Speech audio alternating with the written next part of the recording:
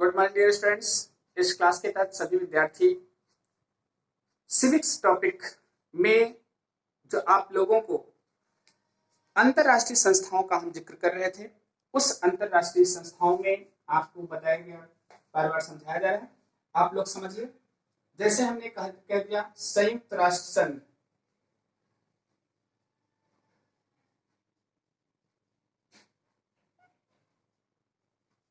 हमारा क्या है, महत्वपूर्ण अंतरराष्ट्रीय संगठन है जो विश्व को एक ऐसा मंच दिया जहां पर दो देशों के बीच में की समस्याओं को या पूरे विश्व की समस्याओं को एक साथ बैठ करके सुलझाया जा सकता है।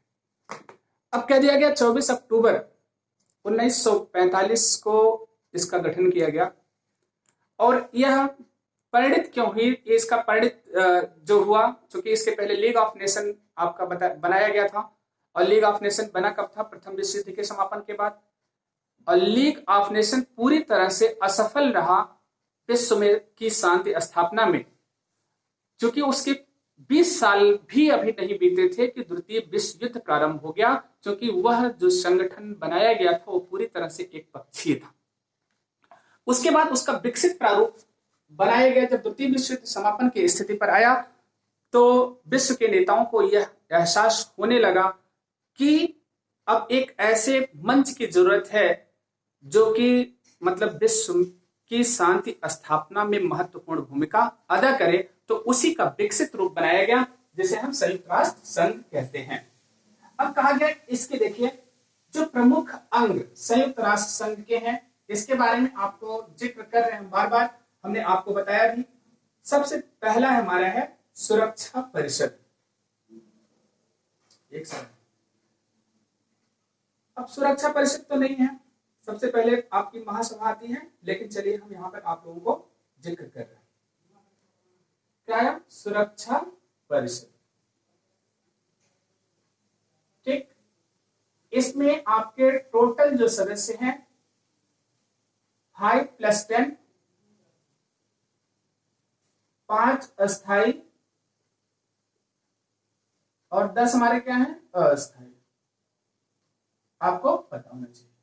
ठीक है, ये 10 अस्थाई सदस्य हर 2 साल के लिए नियुक्त किए जाते हैं, 5 अस्थाई हमेशा के लिए होते हैं। इनके पास वीटो पावर होता है, मतलब कोई भी कानून यदि बनता है, कोई भी नियम यदि बनता है, इन 5 में से यदि किसी ने असहमति व्यक्त की तो वह हमारा जो कानून होता है अंतरराष्ट्रीय, वो क्या हो जाता है, निलंबित हो जाता है, हम कह सकते हैं। सुरक्षा परिषद के बाद आपकी आती है आम सभा,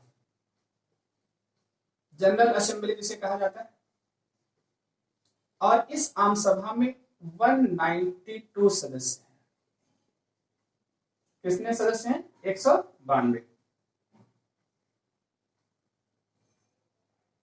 ठीक है, अब इसके बाद हमारा आता है आम सभा के बाद आर्थिक और सामाजिक परिषद।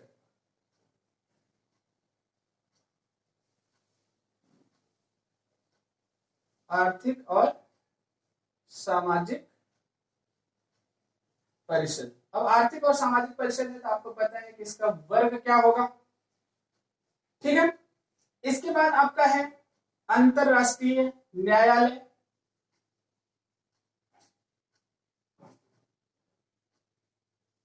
अंतरराष्ट्रीय न्यायालय आपका हमने मान लीजिए 1 कर लिया, 2 कर लिया, 3 कर लिया, और क्या हो गया 4। अंतरराष्ट्रीय न्यायालय के बाद आता है आपकी न्यायिका परिषद।